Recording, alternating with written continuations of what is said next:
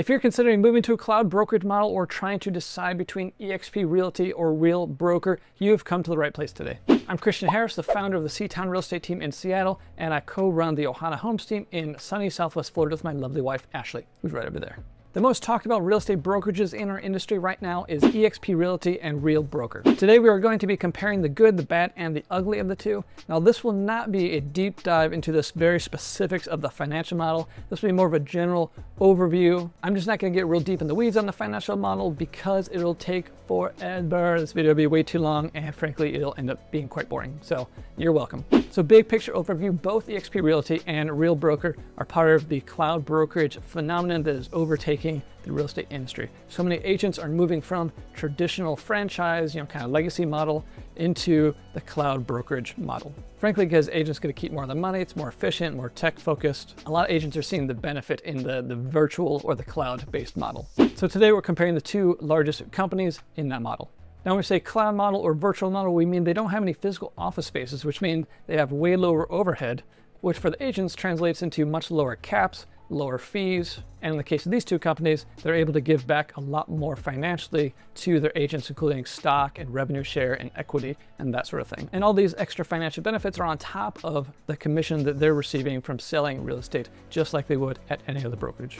Now, I say the thing that really sets apart these cloud brokerages is revenue share. Now, while not all agents at these companies take advantage of revenue share, it can really be life-changing, especially if you have a mindset for helping other agents be successful. Now, one of the biggest overarching differences between the two is the focus of the company and their leadership, which can be determined by looking at the differences in their financial structure, because that leads to different incentives for their agents. And those different incentives leads to different agent behavior and focus. As an example, Real is focused on production and selling houses, while eXp does not have any production requirements for their agents if they want to participate in the revenue share. So an agent at eXp, for example, could not sell a single house, but still make money as a recruiter, building up their organization, even though they don't have any actual experience and are contributing to the production, therefore the revenue of their company. And this is part of the reason that eXp has gotten the reputation they have as a recruiting company instead of a real estate company. And one of the things you have to keep in mind is that if agents aren't selling houses, there's no revenue to share. Now, while I could spend my time talking about culture and reputation and things like that, those things are very subjective and very greatly based on people's opinions and experiences. So I'm going to try to stick to the more concrete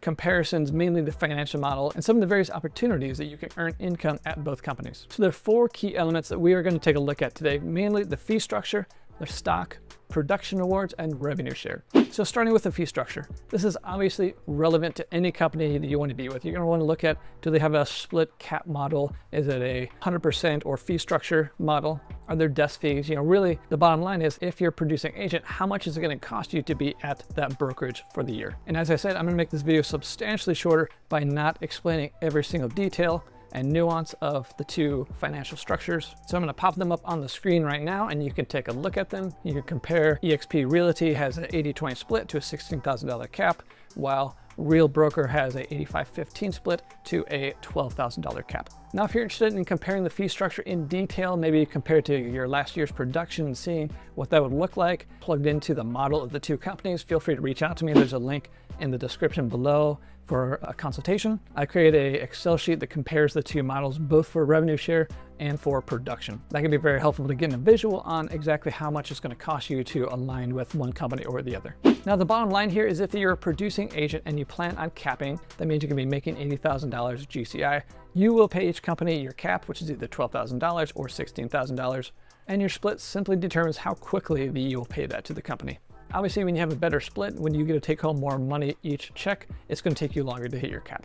Now, both companies grant you stock when you hit certain milestones in your business, like when you cap and when an agent you directly attract closes their first transaction. The big difference here is that with eXp, you receive a set dollar amount in stock, while with Real Brokerage, you receive a certain number of stock shares.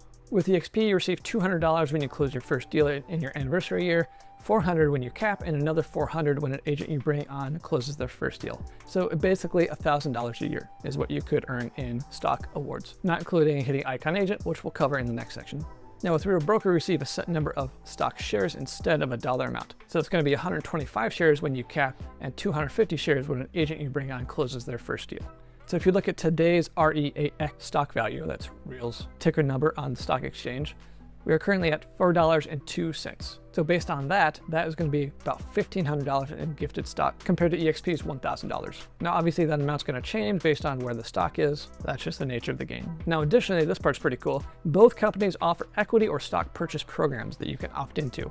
For eXp's version, they take 5% of each commission to purchase eXp stock that they purchase at a 10% discount off the current value of that stock. So they purchase that on your behalf. Now, Real is quite a bit different as they actually have a plan for before you cap and then a plan that's more lucrative for after you cap. I spoke earlier in the video about how the financial structures incentivizes the agents for certain behavior. So Real incentivizes their agents to sell more houses through this model because before their agents cap, the 5% of each commission will go to purchase Real stock with a 10% bonus.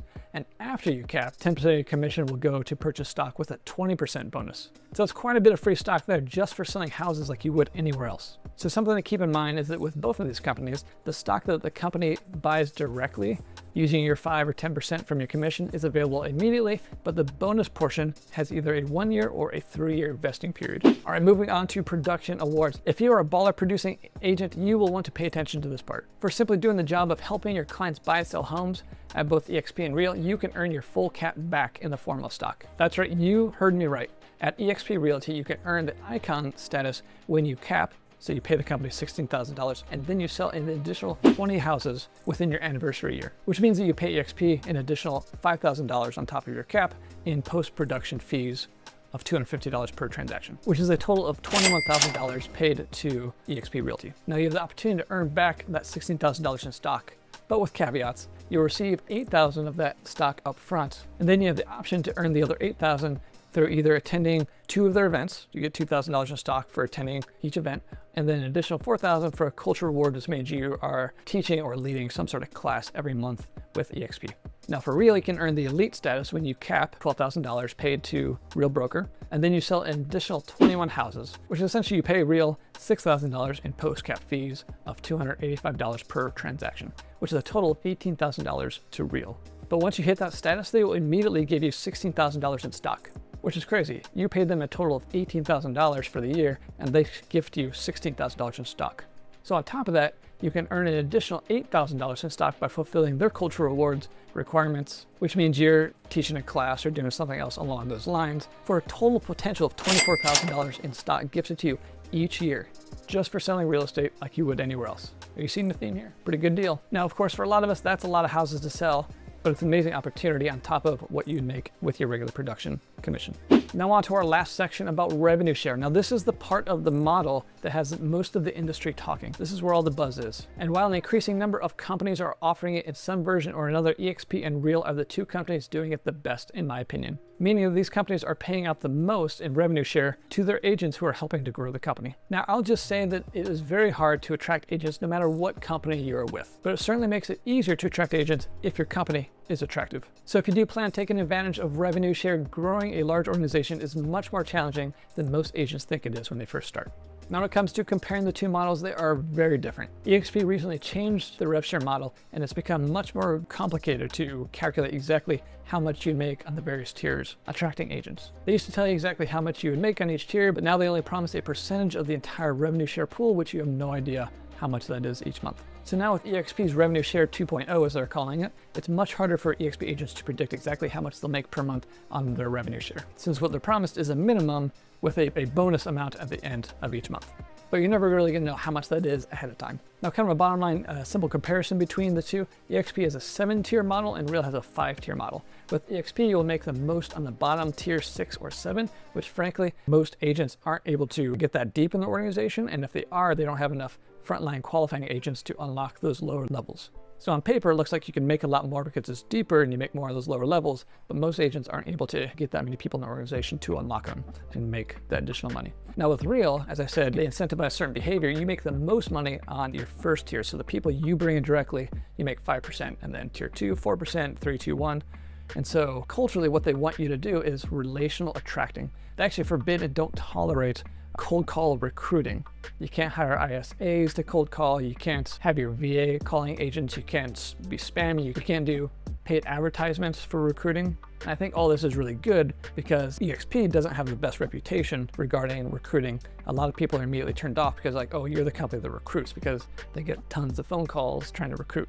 I can't tell you actually when I was with eXp how many phone calls I got from other eXp agents or their ISAs in some other country calling me to try to set up a meeting for recruiting. Doesn't leave a great taste in your mouth. Feels kind of gross. Both really incentivize relational attracting. If I know someone and they're my friend and I think it would be a good fit for them to join Real, I'll tell them about it. If I don't know an agent and I try to recruit them, that's the wrong answer. Relational attracting is going to build a strong culture of collaboration. While the LA model, it's really hard to stay connected with your network, provide value, and have an adhesive culture. So something else to keep in mind is that Real is a production company. Their focus is on selling homes as a real estate firm.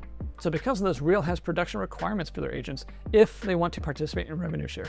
eXp does not have production requirements for their agents. So that's one thing to keep in mind. On paper, it may look good that you can recruit agents and not have to sell houses, but at the end of the day, if too many agents in the company do this, the whole thing's going to collapse because there's not going to be any revenue left to share. And it's also the kind of thing that gets you a reputation as a recruiting company instead of a real estate company. So again, if you want to look at the specifics, I do have an Excel sheet that I created to compare the numbers between the two models, both on the revenue share side and on the production side. Some additional things to consider if you're looking at the two models is that, what's their technology look like? How innovative are they? What's their leadership look like? How's their agent support and culture? In my experience, eXp and Real vary greatly in these areas, and it's something you want to consider as well. Thanks for sticking around to the end. If you have any specific questions, feel free to click the link in the description below for a confidential consultation with me. Happy to talk with you more about my experience and why I decided to make the hard move from eXp after 4 years to Real Broker.